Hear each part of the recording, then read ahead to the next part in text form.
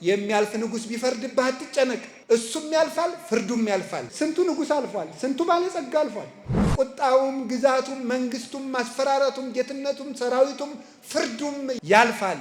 ቀንን ቀን ይተካዋል፣ መንግስትን መንግስት ይተካዋል፣ ሰውን ሰው ይተካዋል። ያለና የሚኖር ግን እኔ ነኝ ይላል።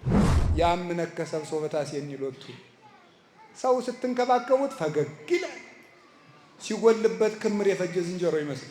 ሰው እንደዚህ ነው። ወዳጅነቱን ይለውጣል፣ ፍቅሩን ይለውጣል፣ ቃል ኪዳን ይለውጣል፣ መሐላውን ይለውጣል፣ ጉልበቱ ይለውጣል። ባለጸጋው ይደህያል፣ ድሃው ይበለጽጋል። ሊቁ ይረሳል፣ ደንቆሮው ሊቅ ይሆናል። ያጌጠው ጌጡ ይረግፋል፣ ሌላ የሚያጌጥ ይመጣል። ተናጋሪው አፉ ይዘጋል፣ ሌላ ተናጋሪ ይመጣል። የተሾመው ያልፋል፣ ሌላ ባለ ጊዜ ይመጣል። ጻድቅ የነበርነው ኃጥእ እንሆናለን፣ ኃጥእ የነበርነው በንስሐ እንለወጣለን። ያለና የሚኖር ግን እግዚአብሔር። የምንወደው አባታችን የየ ብለን አልቅሰን እንቀብረዋለን። ፈትፍታ የምታጎርሰንን እጅ ሳንወድ በግዳችን ገንዘን እንቀብራለን። በትዝታ አስበን እናለቅሳለን። እግዚአብሔር ግን ያለና የሚኖር። ስንቱ ወዳጅነት አልፏል፣ ስንቱ ጓደኝነት ተሽሯል። ዘመን የማይሽረው ወዳጅ እግዚአብሔር ያለና የሚኖር። በየትኛውም ጊዜ ከሁሉ በላይ ሊቀድምብን የሚገባው እግዚአብሔር ነው። ሁሉን ስናጣ መጨረሻ ላይ የሚቀረን እግዚአብሔር ነው። ረክሰን ስንመጣ በንጹህ እጆቹ የሚጠብቀን፣ ፊቱ የማይከፋ ቤቱ የማይዘጋ፣ የምሕረት እጁ የማይታጠፍ ሰጥቶ የማይጎልበት፣ ሰው በቃኝ የማይል የማይጸየፍ፣ እንደ ትናንት ነው የሚኖር ያለና የሚኖር እግዚአብሔር ነው። ደስ ይለኛል ይህን ሳስበው።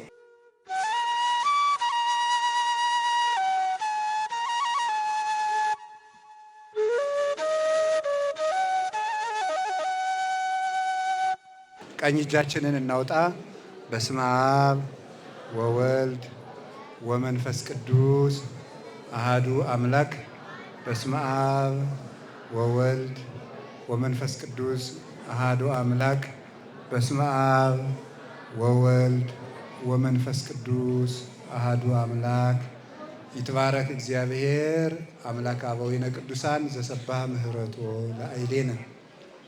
ምህረቱንና ቸርነቱን ይቅርታውን በሕይወታችን ላይ ያጸና የአባቶቻችን አምላክ ቅዱስ እግዚአብሔር ስሙ የተመሰገነ ይሁን። የእናታችን የድንግል ማርያም የቅዱሳን አባቶቻችን ረድኤትና በረከት አይለየን። የተከበሩ መላከ ብርሃን ቆሞስ አባ ክፍለ ማርያም የደብረ አባይ ቅዱስ ገብርኤል ቤተክርስቲያን አስተዳዳሪ፣ የተከበራችሁ ሊቃውንተ ቤተክርስቲያን፣ የእግዚአብሔር ቤተሰቦች፣ አንድ አምላክ በሚሆን በአብ በወልድ በመንፈስ ቅዱስ ስም እንደምን ዋላችሁ? እንደምን አመሻችሁ? እንደምን ሰነበታችሁ? ቸርነት ገንዘቡ የሆነ አምላካችን እግዚአብሔር ስሙ የተመሰገነ ይሁን። ከአሁን ቀደም በዚህ ሰዓት ቀደም ብሎ ያስተማሩን መምህር ቃለ ጽድቅን ቃለ ሕይወትን ያሰማልን።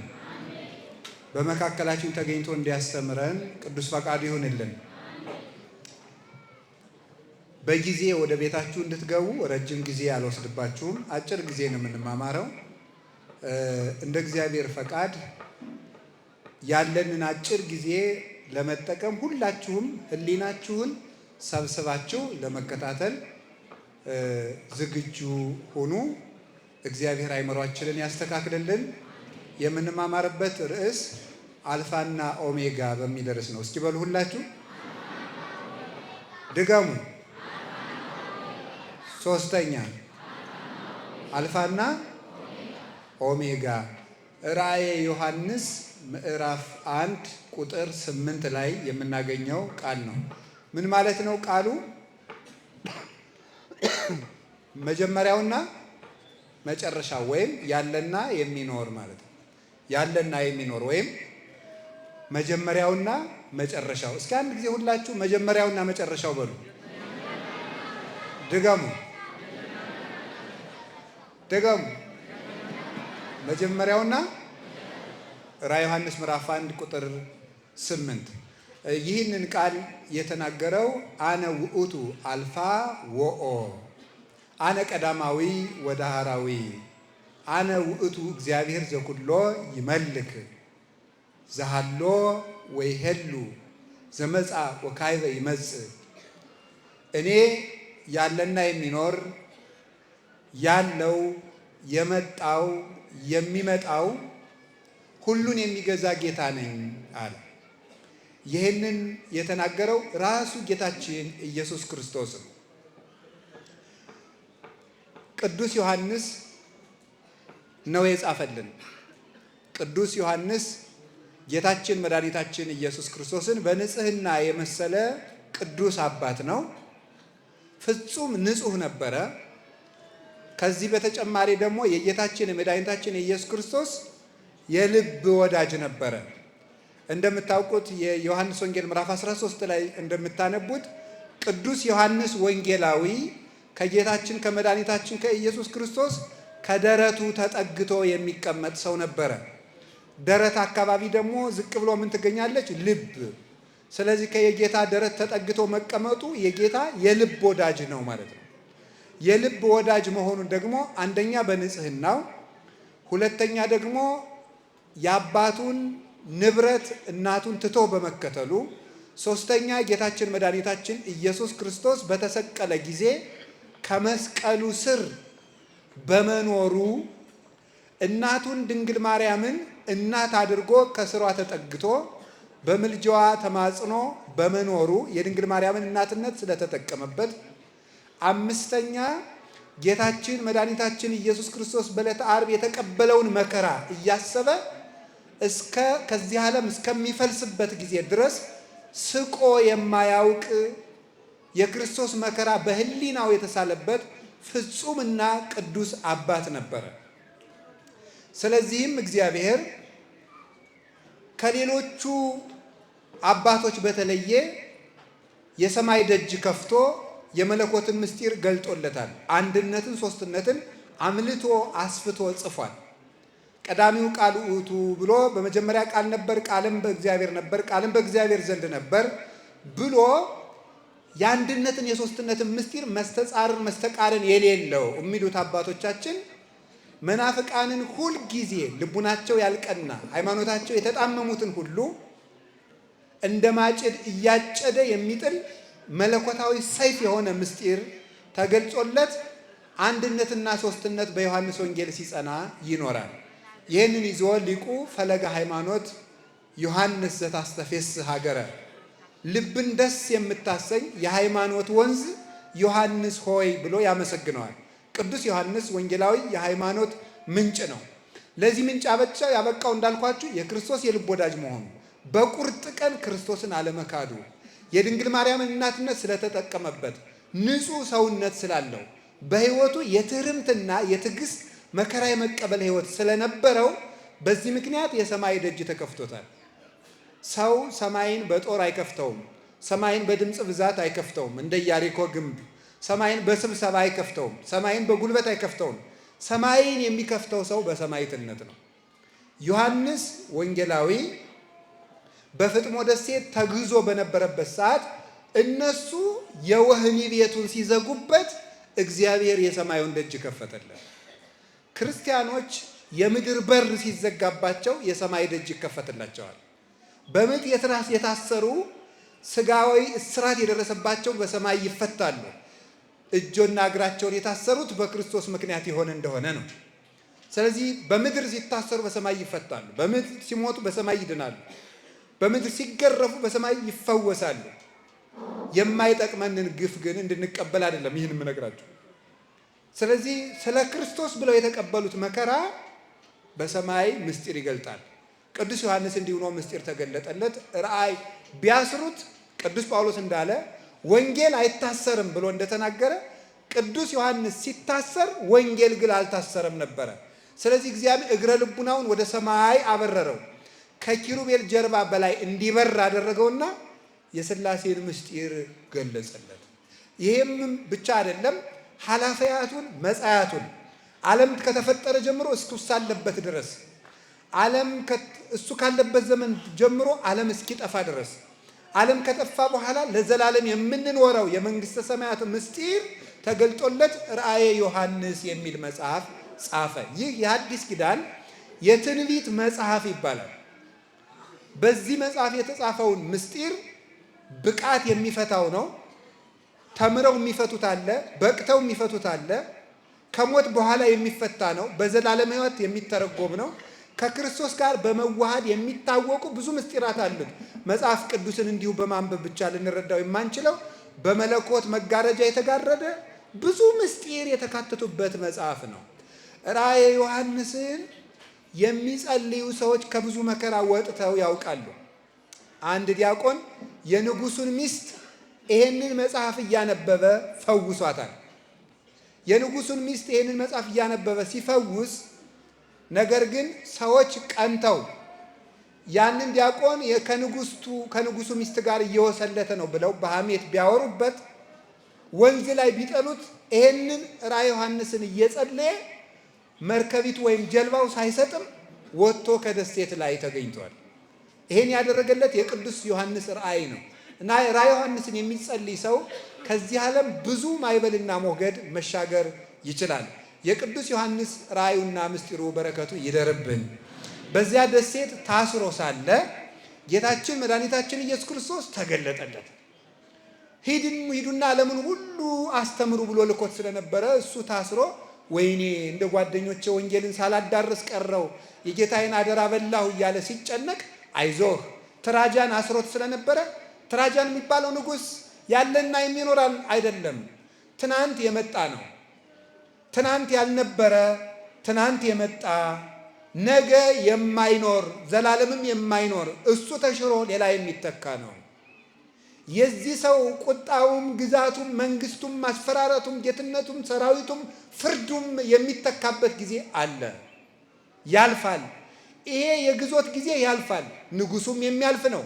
የሚያልፍ ንጉስ ቢፈርድብህ አትጨነቅ። እሱም ያልፋል፣ ፍርዱም ያልፋል። ቀንን ቀን ይተካዋል፣ መንግስትን መንግስት ይተካዋል፣ ሰውን ሰው ይተካዋል። ያለና የሚኖር ግን እኔ ነኝ ይላል። ሁሉን የሚገዛ ጌታ እኔ ነኝ፣ አይዞህ እኔ ካንተ ጋር ነኝ። በጊዜ የተወሰነ በቤተ መንግስት የታጠረ እድሜው ህጹረ መዋዕል አጭር የሆነ አንድ ታናሽ ሰው ቢቆጣ አትጨነቅ፣ ለዘላለም የሚኖር እኔ ወድህ የለ እንዴ እያለው ነበረ። ይሄንን ገለጸለት። ያለና የሚኖር እኔ ነው፣ ሞቼም ነበርኩኝ፣ ሁሉን የሚገዛ ጌታ ነኝ አለ። አሁን ልብ በሉ። ያለና የሚኖር እኔ ነኝ የሚለውን ቃል የምታገኙት ኦሪት ዘጸአት ምዕራፍ 3 ላይ ታገኙታላችሁ። ኦሪት ዘጸአት ምዕራፍ 3 ላይ እግዚአብሔር ሙሴን ሂድና ህዝቡን ከምን አውጣ ነው ያለው? ከፈርዖን ባርነት አውጣው፣ ከግብፅ አውጣ አለው። ጌታዬ ሄጄ ህዝቡን ከግብፅ ላወጣችሁ ነው ስላቸው ማላከ ሲሉኝ ምን ልበላቸው አለ። ያለና የሚኖር ልኮኛል በል አለው። እስቲ ያለና የሚኖር ልኮኛል በል በሉ። ያለና የሚኖር ልኮኛል በል። አነ ውእቱ እግዚአብሔር አምላክከ ቀዳማዊ ወዳህራዊ። ቀዳማዊና ዳህራዊ፣ ፊተኛውና ኋለኛው፣ መጀመሪያውና መጨረሻው ያለና የሚኖር የማልለወጥ እኔ አምላክህ ነኝ። የአብርሃም የይስሐቅ የያዕቆብ አምላክ ነኝ። አሁን ጌታችን መድኃኒታችን ኢየሱስ ክርስቶስ ደግሞ ምን አለ? ዮሐንስ ከታሰረበት ፈቶ ያለና የሚኖር እኔ ነኝ አለው። ምን ማለቱ ነው? ቀድሞ እስራኤልን ከባርነት ነፃ ያወጣሁት የትናንትናው አምላክ እኔ ነኝ እያለ ነበረ። ቀድሞ እስራኤልን ከግብፅ ያወጣኋቸው እኔ ነኝ። እስራኤልን ከግብፅ ያወጣኋቸው እኔ ሞቼ ነበር አለ። ሰው ሆኜ ተሰቅዬ ከሲኦል ያወጣኋቸው እኔ ነኝ። ፈርዖን የዲያብሎስ አምሳል ነበረ። ግብፅ የሲኦል አምሳል ነበረች። ሙሴ ደግሞ የኔ ምሳሌ ነበረ። ትናንትና እስራኤልን ከግብፅ ፈልቅቄ እንዳወጣኋቸው ዛሬም በጽኑ ስልጣኔ ነፍሳትን ከሲኦል ያወጣኋቸው እኔ ነኝ ማለቱ ነበረ። ሰው የሆነው የሙሴ አምላክ ነው ማለት ነው። ያ ማለት የሞተው የሙሴ አምላክ ነው። እንዲህ ነበር ያላቸው እግዚአብሔር፣ በጸናች ክንድ በጽኒት ወመዝራዕት ልዕልት፣ በጸናች ክንድ ነው ከፈርዖን ማወጣችሁ ብሏቸው ነበር። ያወጣቸውን በጸናች ክንድ ነው። ይሄ የጸና ክንድ ማን ነው? ስልጣን። በአዲስ ኪዳን ሲተረጎምስ ወልድ። ቅዱስ ጳውሎስ አንደኛ ቆሮንቶስ ምዕራፍ 1 ላይ ክርስቶስ የእግዚአብሔር ኃይል ነው፣ ክንዱ ነው ይላል። እስመ ክርስቶስ ኃይለ እግዚአብሔር ውእቱ፣ በጸናች ክንዱ ከሲኦል ከግብፅ አወጣቸው ተባለ። አሁን ደግሞ ክርስቶስ የመጀመሪያውና የመጨረሻው አልፋና ኦሜጋ ነኝ።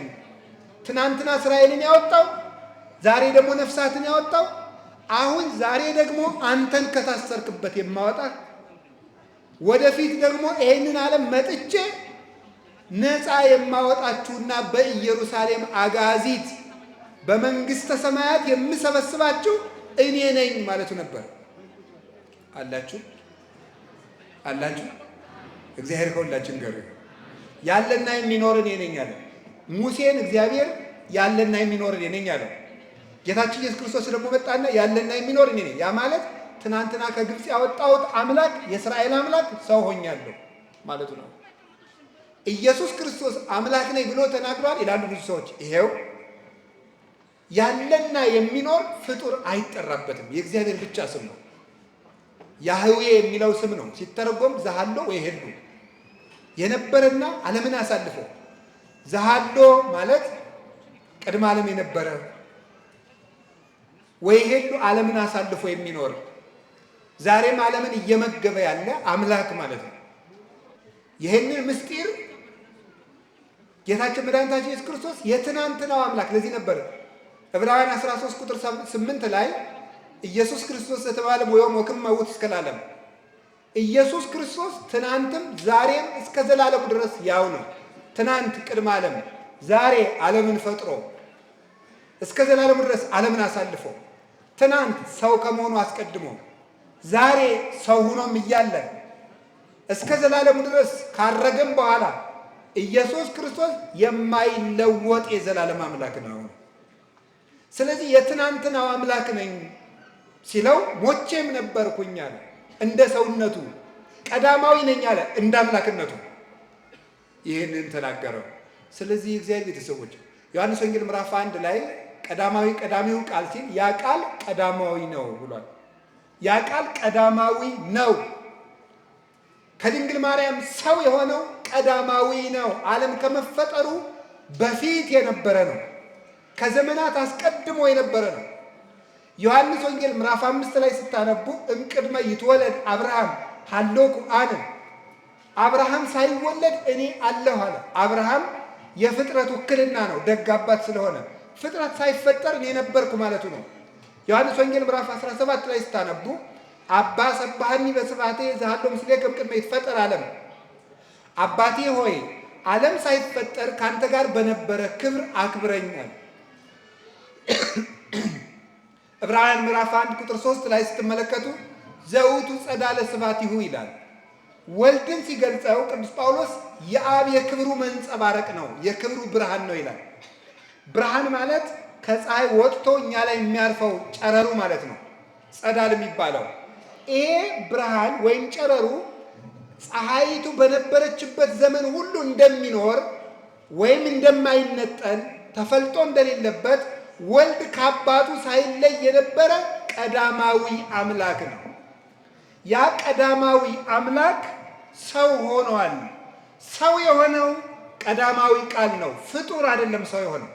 በእርግጥ እግዚአብሔር ወልድ ሰው ሆኗል። በእርግጥም ድንግል ማርያም አምላክን በስጋ ወልደዋለች። ይሄ ነው የሆነው። ስለዚህ ክርስቶስ መጀመሪያውና መጨረሻው ነው፣ ዓለምን አሳልፎ የሚኖር መጨረሻው ለመሆኑ ደግሞ ዋመ ይመጽእ ወልደ እጓለ እመሕያው በስብሐት አቡሁ ዘበሰማያት ምስለ መላእክቱ ቅዱሳን በደመና ሰማይ። የማቴዎስ ወንጌል ምዕራፍ 25 ቁጥር 31 ላይ ሲናገር የሰው ልጅ በአባቱ ክብር መላእክትን አስከትሎ በመጣ ጊዜ ይላል። ከዚያ በኋላ ምን ይላል? አሚያ ያቀውሞሙ ንጉሥ ለአባግ በየማኑ ወለአጣሪ በጸጋሙ፣ በጎችም በቀኝ ፍየሎችም በግራ ያቆማቸዋል። ያን ጊዜ ምድር ሁሉ ትንቀጠቀጣለች። ወይትከወስ ኩሉ ኃይላተ ሰማይ፣ የሰማይ ኃይል ሁሉ ይነዋወጻል። ስለዚህ ፍየሎችንም ያሰማራቸዋል። ኩሩ ውስተ እሳት ዘላለም፣ በጎቹን ያሰማራሉ። ኑ ወደ አባቴ በሩካን ወደ መንግሥተ ሰማያት ብሎ ኢየሱስ ክርስቶስ መጀመሪያ ዓለምን የፈጠረ ወቦቱ ኩሉ ኮነ፣ ዓለምን የፈጠረ ወዘእንበሌውሰ አልቦ ዘኮነ ወይምንትኒ እምዘኮነ ከተፈጠረው ፍጥረት ያለሱ ምንም የተፈጠረ የሌለ የአባቱ ስልጣን ገንዘቡ የሆነ የዘላለም አምላክ ነው። ዓለምን ደግሞ አሳልፎት ይኖራል። እንደ መጋረጃ ጠቅልሎ ዋወፈዮ አብ ኩሎ ኩነኔሁ ለወልዱ አብ አብሰ ይኮንን መነሂ አብ በማንም አይፈርድም፣ ፍርድ ለልጁ ሰጠ እንጂ ይላል። ዓለምን የሚፈርድበት አንተ ፀሐይ ጨልም፣ አንተ ጨረቃ እርገፍ፣ አንተ ከዋክብት ጥፋ፣ አንተ ምድርና ሰማይ ተጠቅለል ብሎ የሚያሳልፈው የሰማይና የምድር ጌታ እርሱ ኢየሱስ ክርስቶስ ነው። በእርግጥ ክርስቶስ ዓለምንም ቀድሞ የኖረ ዓለምን አሳልፎም የሚኖር ዓለምን ሊያድን የመጣ ነው። የመጣም ወደ ፈጠረው ዓለም ነው። ምንድን ያለው? ወውስተ ዓለም ሀሎ ወዓለምሂ ቦቱ ኮነ ወዓለምሰ ኢያእመሮ። በዓለሙ ነበረ፣ ዓለምን ፈጠረው። የፈጠረው እሱ ነው፣ ዓለሙ ግን አላወቀውም ይላል የዮሐንስ ወንጌል ምዕራፍ 1 ላይ። ዓለምን የፈጠረ እሱ ነው፣ በዓለም የነበረ እሱ ነው፣ ዓለሙ ግን አላወቀውም። ኢየሱስ ክርስቶስን ዓለም ያላወቀው ናዝሬት ማደጉን ነው፣ የዮሴፍ ዘመድ መሆኑን ነው፣ ኢየሩሳሌም ማደጉን ነው፣ መወለዱን ነው። ምኑን ነው ያላወቁት? ኢየሱስ እንደሚባል ነው ያውቁታል። ይሄንም አብረው ነው ያደጉት። አይሁድም ይሄስ እንግዳቸው አይደለም። አኮኑ ዝንቱ ወልደ ዮሴፍ ዘነአምር አባሁ ወእሞ ብለውታል። ይሄ እናትና አባቱን የምናውቀው ሰው አይደለም ብለውታል። የማቴዎስ ወንጌል ምዕራፍ 13 ቁጥር 55 ላይ ይሄ እናውቀው የለ እንዴ ናዝሬት አይደል ያደገ ይላል። ለምንድን ነው ታዲያ አላወቁትም ይባል? ይሄን ጌትነቱን ግን ያወቀለት የለም። እሱ ራሱ እንደተናገረ የማቴዎስ ወንጌል ምዕራፍ 11 ላይ ብፁዕ ዘይተአቅፈ ብየ፣ በእኔ ያልተሰናከለ ሰው ንዑድ ክቡር ነው አለ። ስጋ ለብሼ ሲርበኝ አይቶ፣ ስጋ ለብሼ ሲጠማኝ አይቶ፣ ስጋ ለብሼ ስደክም አይቶ፣ ስጋ ለብሼ አልዓዛርን የተቀበራችሁት እያልኩ እንደማያውቅ ሰው ስጠይቅ አይቶ፣ ስጋ ለብሼ ስፈራ አይቶኝ፣ ስጋ ለብሼ አጭር ቁመት ጠባብ ደረት ይዤ አይቶኝ፣ ስጋ ለብሼ ተራራ ስወጣ ቁልቁለት ስወርድ፣ ስጋ ለብሼ በባህር ላይ ሳንቀላፋ አይቶኝ ይሄ ሰው ነው ብሎ ያልተሰናከለብኝ ሰው ብፁዕ ነው። ይሄ ብፁዕ ነው ብሎ ነገረን፣ እሱ ራሱ ነገረን። ስለዚህ ክርስቶስ የመጀመሪያውና የመጨረሻው ነው። ከዚህ ምንድን ነው የምንማረው? በአጭሩ እንደው መለኮታዊ ጎኑን ይህን ያህል ካየ ነው እግዚአብሔር ያለና የሚኖር የሚባልበት ምንድን ነው? መጀመሪያ እግዚአብሔር ቀዳማዊ የለውም ነው። አልቦም ቅድሜሁ ወአልቦ እምድህሬሁ ወአልቦ ዘከማሁ። ከሱ በፊት ማንም የለም፣ ከሱ በኋላ ማንም የለም፣ እንደሱ ያለም ማንም የለም። እግዚአብሔር ማለት እንደዚህ ነው። የሚቀድመው የለም፣ የሚከተለው የለም፣ እንደሱ ያለ ባልንጀራም የለውም። መኑ ይመሰለከ እምነ አማልክት እግዚኦ የምንለው ለዚህ ነው። እኔ ብቻዬን ነኝ፣ እንደኔ ያለ ማን ነው ብሎ ይናገራል። ትንቢተ ኢሳይያስ ምዕራፍ 44 ላይ አኮኑ ዘኩሎ እደዊ ገብራ ይሄ ሁሉ የፈጠረ እጅ አይደለም እኔ ማን ነው እንደኔ ያለ ብሎ ይናገራል። እግዚአብሔርን የሚመስለው የለም፣ እሱ ብቻ ነው። ታዲያ እንደዚያ ከሆነ ልብ በሉ፣ እግዚአብሔር ብቻውን ዘሃሎ ወሄሉ የሚባለው እሱ ነው። የሚኖር የሚባል መኖርም እኛስ እየኖርን አይደል? መላእክትስ እየኖሩ አይደል? ሰማይና ምድርስ እየኖሩ አይደል? ነገስ እኛስ በመንግስተ ሰማያት እንኖር አይደል? ሳይለወጥ የሚኖር እግዚአብሔር ብቻ ነው። ሳይለወጥ ስለሚኖር ያለና የሚኖር መኖርማ ገሌም አለ ገሊትም አለች። ሳይለወጥ የሚኖር ግን እግዚአብሔር ነው። ሕፃን ነበርክ ልጅ ትሆናለህ፣ ልጅ ነበርክ ወጣት ትሆናለህ፣ ወጣት ነበርክ ትጎለምሳለህ፣ ጎልማሳ ነበርክ ሽማግሌ ትሆናለህ፣ ሽማግሌ ነበርክ ትሞታለህ፣ ሞተህ ትገነዛለህ፣ በርን ትሆናለህ፣ በርን ነበርክ አፈር ትሆናለህ። እንደገና ክርስቶስ ያስነሳናል፣ ተለውጠን እነሳለን። ሰው በመልኩ ስንት ጊዜ ይወለዳል?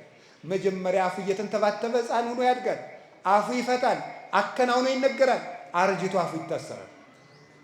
ይህ ሰው እንደዚህ ይለወጣል። ነውሩን ሳይሸክፍ ያድጋል። እናቱ ታግሳ ታሳድገዋለች፣ ጽዳጁን ታግሳ። ከዚያሳ ደግሞ አርጅቶ ደግሞ ነውሩን የማይሸክፍ ይሆናል። ሰው ይለወጣል። መልኩ ይጠራለታል፣ መልኩ ይሸበሽባል። ለጋ ነበር ሩጦ የማይቀድም ታግሎ የማይጥል በልቶ ጠጥቶ 20-30 ዓመት ሲሞላው ጉልበት ያበጃል፣ ሲያረጅ ይደክማል። ከህፃናት ቀድመውት ይሮጣሉ። ያየውን ዓለም የማያውቀው ሆኖ ቁጭ ይላል። ሰው ይለወጣል። ባለጸጋው ይደህያል፣ ድሃው ይበለጽጋል። ሊቁ ይረሳል፣ ደንቆሮው ሊቅ ይሆናል። መልከኛው ይረግፋል፣ ሌላው መጥቶ ይተካል። ያጌጠው ጌጡ ይረግፋል፣ ሌላ የሚያጌጥ ይመጣል። ተናጋሪው አፉ ይዘጋል፣ ሌላ ተናጋሪ ይመጣል። የተሾመው ያልፋል፣ ሌላ ባለ ጊዜ ይመጣል። ሁሉም ያልፋል። ጻድቅ የነበርነው ኃጥእ እንሆናለን፣ ኃጥእ የነበርነው በንስሐ እንለወጣለን። ሰው ከእናቱ ማህፀን ሲወለድ ደግ ይሆናል፣ ቆይቶ አይምሮ ይደበዝዛል። እስመ ህሊናው ለብእሲ ይትወላወል እምጊዜ ልደቱ እስከ ዕለተ ሞቱ ይላል ዮሐንስ ዘእስክንድርያ የሚባል ሊቀ ሃይማኖት አበው ምዕራፍ 52 ላይ ሲናገር የሰው ልጅ ከተወለደ ጀምሮ እስከሚሞት ድረስ ህሊናው ሲለወጥ ይኖራል። ሰው ይለወጣል። ለምንድን ነው ከተወለደ ጀምሮ እስከሚሞት ድረስ የምለው? በቀን ስንት ጊዜ እንለወጣለን ወገኖች? በቀን ስንት ጊዜ ነው? ስናስቀድስ ጻድቅ እንሆናለን፣ ስንወጣ ሌላ እንሆናለን። ሁላችንም በቀን ውስጥ 1000 ጊዜ እናቅዳለን፣ 1000 ጊዜ እንለወጣለን፣ 1000 ጊዜ እንበላሻለን፣ መልሰን እንነሳለን፣ መልሰን እንወድቃለን። ያለና የሚኖር ግን እግዚአብሔር ትናንትም ንጹህ ነበር፣ ዛሬም ንጹህ ነው። ትናንትም መሐሪ ነበር፣ ዛሬም መሐሪ ነው። ሰው ያምነከ ሰብሶ በታሴኒ ሎቱ ሰው ስትንከባከቡት ፈገግ ይላል፣ ሲጎልበት ክምር የፈጀ ዝንጀሮ ይመስል። ሰው እንደዚህ ነው። ወቅት ይለውጠዋል፣ ጊዜ ይለውጠዋል፣ ማጣት ይለውጠዋል፣ ማግኘት ይለውጠዋል። ሰው ባየበት ይዘንባል፣ ባየበት ይፈሳል፣ ባጣበት ይደበቃል።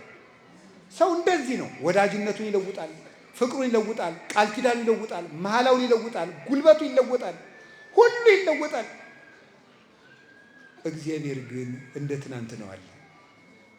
ረክሰን ስንመጣ በንጹህ እጆቹ የሚጠብቀን፣ ፊቱ የማይከፋ ቤቱ የማይዘጋ፣ የምሕረት እጁ የማይታጠፍ ሰጥቶ የማይጎልበት፣ ሰው በቃኝ የማይል የማይጸየፍ እንደ ትናንት ነው የሚኖር ያለና የሚኖር እግዚአብሔር ነው። ደስ ይለኛል ይህን ሳስበው። እናንተ ደስ አይላችሁ? ስንቱ ንጉሥ አልፏል፣ ስንቱ ባለጸጋ አልፏል። እማያልፍ አባት አለን። የምንወደው አባታችን የየ ብለን አልቅሰን እንቀብረዋለን። ፈትፍታ የምታጎርሰንን እጅ ሳንወድ በግዳችን ገንዘን እንቀብራለን። የምንወደውን ወንድማችን የየ ብለን እንቀብራለን። በትዝታ አስበን እናለቅሳለን። እግዚአብሔር ግን ያለና የሚኖር አባታችን ሲሞት የማይሞት አባት አለን። አንድ ባይታዊ በረሃ ሂደው ኧረ አባት ሞት አሉት። እንዴ ስነ ስርዓት ያዙ። እስመ አቡየ ኢይመውት ለዓለም፣ የኔ አባት ለዘላለም አይሞትም አለ። የኔ አባት አይሞትም ያለው እግዚአብሔር ነው። እግዚአብሔር አለ። ስንቱ ወዳጅነት አልፏል፣ ስንቱ ጓደኝነት ተሽሯል፣ ስንቱ ነገር አልፏል፣ ስንቱ ወዳጅነት ጊዜ ሽሮታል። ዘመን የማይሽረው ወዳጅ እግዚአብሔር ያለና የሚኖር ሰው አንድ ቀን እጁ ላይ አግኝቶን እንኳን አይምረንም። እግዚአብሔር ግን ሁልጊዜ የማይለወጥብን እጅ ነው። የእሱ ልጆች ስለሆን እግዚአብሔር ክብር ምስጋና ይግባው። እንዳኖሩት የሚገኝ ወዳጅ እግዚአብሔር ነው። እውነቴን ነው። ሰይጣን በጆሮአችሁ መጥቶ ዛሬ እኮ ረክሳችኋል፣ ዛሬ ጎስቁላችኋል፣ ዛሬ እንድኗችኋል ብላችሁ አትስሙት። እግዚአብሔር እንዳኖሩት ይገኛል። የሉቃስ ወንጌል ምዕራፍ 15 ላይ ያ ልጅ ጠፍቶ የአባቱን ልጅ አባክኖ እስኪ እንደው እንግዲህ አባቴ መቀበል እንኳን እንጃ እንደው ባሪያ ካረገኝ ድንገት ተብሎ ሄደ። ልጁ እንኳን አልሆነ እስቲ ባሪያ ካረገኝ ብሎ እየሮጠ ሲመጣ አባቱ ምንድን ነው ያደረገ? እንዲያውም እስከሚደርስ ቸኩሎ ሩጦ ሄዶ አቀፈው። እንዲያውም ፍሪዳ ሊቃውንት እንደሚነግሩት ይነቅፈኛል ሲል አለ ዝማሬ ያዘመረለት፣ ይቀጣኛል ሲል ፍሪዳ አረደለት፣ ይቆጣኛል ሲል ጫማ ለበሰው። ቀድሞ ከለበሰው ልብስ ይልቅ በኋላ የሰጠው በለጠ። ስለዚህም ምን አለ እግዚአብሔር? በምድር ንስሐ የሚገቡ ሰዎች በሰማይ ንስሐ ከማይገባቸው ይልቅ ደስታን የሚደረግባቸው ናቸዋል። እግዚአብሔር እንደዚህ ነው። የጠፋው ልጅ ሀብቱን እንደ ትናንቱ አላገኘውም። እንኳን ሌላ የእናቱን ልጅ ወንድሙ እንደ ትናንቱ አላገኘውም። ይሄ አባክኖ መጥቶ እንዴት ለሱ እንዲደረግለታል ነው ያለው። አባቱ ግን እንደ ትናንትናው ተገኘ። እግዚአብሔር እንደ ትናንትናው ይገኛል። ስንመለስ አናጣው። ጴጥሮስን አላውቅህም ብሎት ሲመለስ እሱ ግን ስሙን እንደውም ጴጥሮስ አንተ የሕያው የእግዚአብሔር ልጅ ክርስቶስ ነህ አለው። እኔ ማን ነኝ ሲል ጌታ አለና የዮሐንስ ወንጌል ምዕራፍ 18 ላይ ስትመጡ ቅዱስ ጴጥሮስ እንዳልታውቃላችሁ አንተም ከሱ ጋር ነበርክ ሲባል የምትሉትን ሰውዬ አላውቀውም ማለት ክርስቶስ ያለውን ማን አለው? ሰውዬ ረስቶት መከራ ክፉ ነው። ሰው ሲለወጥ ተመልከቱ።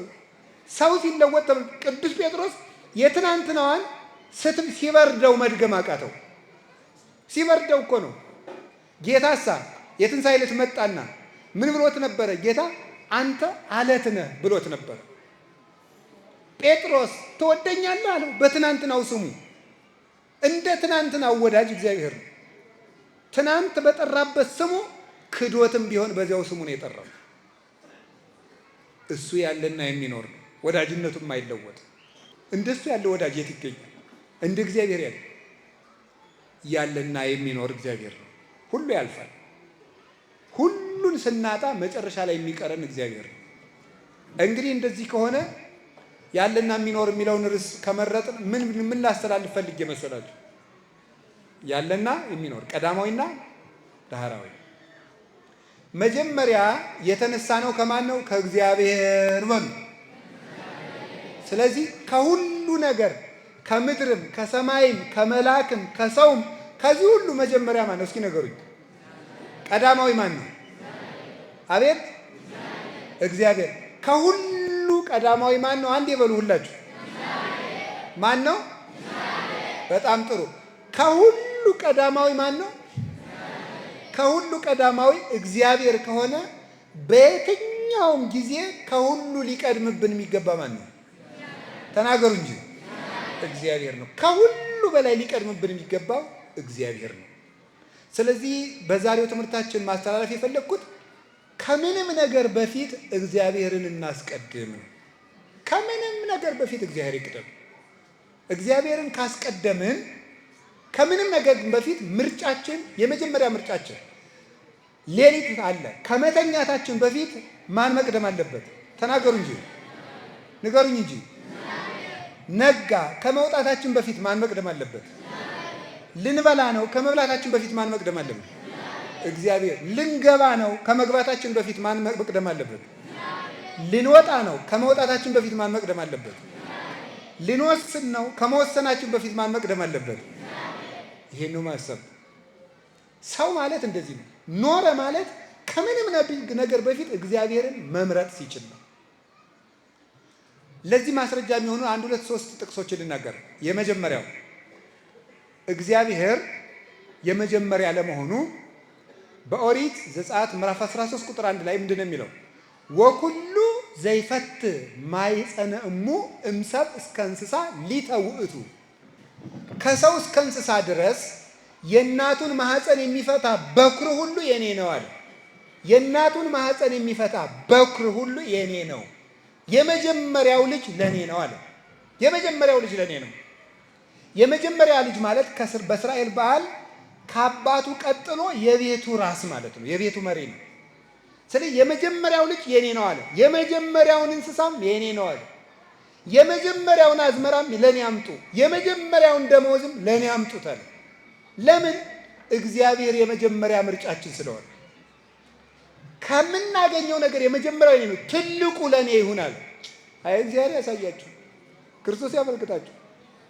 እግዚአብሔር ትልቁ ነገራችሁ ለኔ ይሁን ብሎ 24 ሰዓት ለሰጠ እግዚአብሔር ግን 1 ሰዓት ለጸሎት የሚሰጠው የለም። ለእግዚአብሔር ማለት መጀመሪያ ውድ ነገራችሁን ለኔ ስጡኝ ነው። ውድ ነገራችሁ። አሁን ልንገራችሁ፣ አንድ ሰው የመጀመሪያ ደመወዙን ለእግዚአብሔር መስጠት አለበት። የመጀመሪያ ነገሩን ሁሉ ይሄ በኩር የሚለው አባቶቻችን እንደሚነግሩ ልብ ነው ይላሉ። የበኩር ልጃችሁን ስጡኝ ማለት በኩር ማለት ትልቅ ነው። ከህዋሳት ወይም ከሰውነት አካላት ደግሞ ትልቁ ማለት ነው ልብ ነው።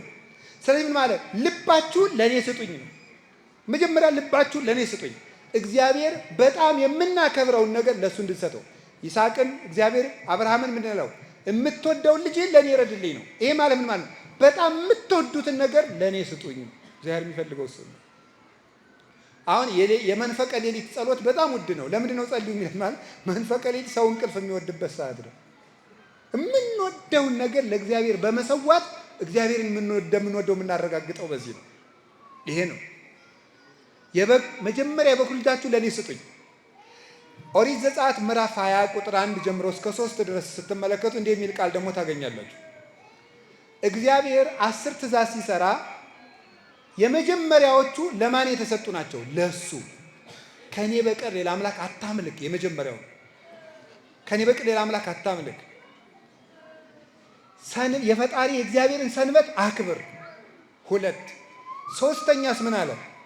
የአምላክህን ስም በከንቱ አትጥራ። አያችሁ፣ ከህግም የመጀመሪያው ለሱ አስቀድሞ። 4ተኛ የሚመጣ እናት አባትህን አክብር ነው። መጀመሪያ ከእናት አባት በላይ ቅድሚያ የሚሰጠው እግዚአብሔር ነው። እግዚአብሔር ቅድሚያ ይሰጠኝ አለ። ስትወልዱም ቅድሚያ ለኔ ስጡኝ፣ ስትዘሩም ቅድሚያ ለኔ ስጡኝ። ህግም መጀመሪያ እኔን እያያችሁ አክብሩ። መጀመሪያ እኔ ልከበር አለ እግዚአብሔር። ሌላው ሁሉ ትርፍ ነው። መጀመሪያ እኔን አክብሩኝ። የማቴዎስ ወንጌል ምዕራፍ 6 ላይ ስታነቡ ቁጥር 10 ላይ ስንጸልይ አባታችን ሆይ በሉ እስኪ ሁላችሁ በሉ፣ አባታችን ሆይ በሉ። እሺ፣ በሰማይ የምትኖር ስምህ ይቀደስ። ቀጥሉ፣ መንግስት ትምጣ። መንግስት ትምጣ፣ ፈቃድ በሰማይ እንደሆነች እንዲሁም። ከዚያ ምን ይቀጥላል? አየው፣ የዕለት እንጀራ መቼ ነው? ኋላ ነው። የሚቀድመው ማን ነው? እስቲ እግዚአብሔር በሉ። ከዕለት እንጀራ ማን ይቀድማል? እግዚአብሔር ይቀድማል። እያንዳንዳችሁና እያንዳንዳችን ቢሮ ስትሄዱ ስራ አይደል እያላችሁ ነው የምትሮጡት። እግዚአብሔርን በየቀኑ መታሰብ የለበትም ወይ? አለበት። ከስራ በፊት፣ ከዕለት እንጀራ በፊት፣ ከቢሮ በፊት፣ ከቀን ስራ በፊት፣ ከምንም ቁፋሮ በፊት፣ ከአትክልትም ቢሆን ከጽፈትም ከድጉሰትም በፊት፣ ከዕለት እንጀራችን በፊት እግዚአብሔር ይቀድማል። ከእንጀራ እግዚአብሔር ይቀድማል።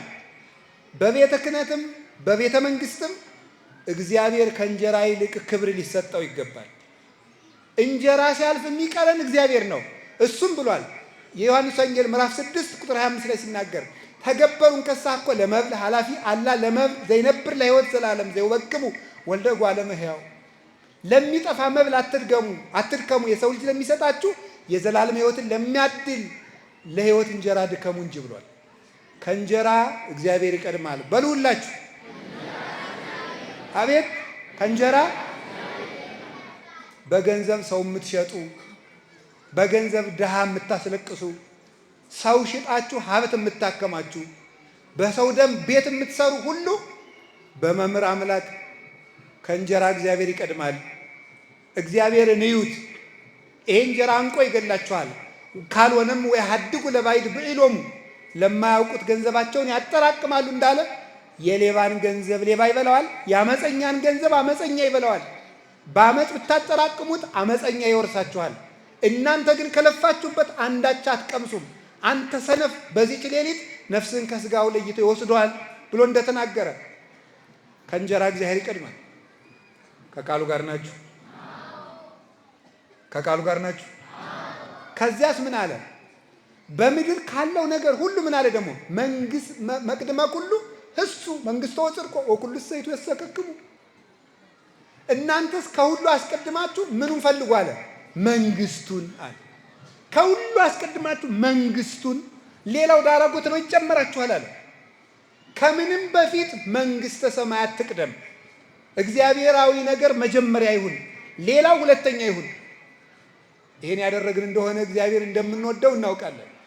ስለዚህ ከእንጀራችን ይልቅ እግዚአብሔርን፣ ከልብሳችን ይልቅ እግዚአብሔርን እንዴ ወበይንተዝ እብለክሙ ኢትተክዙ እንዘ ትብሉ ምንተ ንበልዕ ወምንተ ንሰቲ ወምንተ ንትከደን ወዘንተሳ ይዛ በምድር ዛፋ ያሐስስዎ። እናንተ ግን ምን እንበላለን፣ ምን እንጠጣለን፣ ምን እንለብሳለን እያላችሁ አትጨነቁ።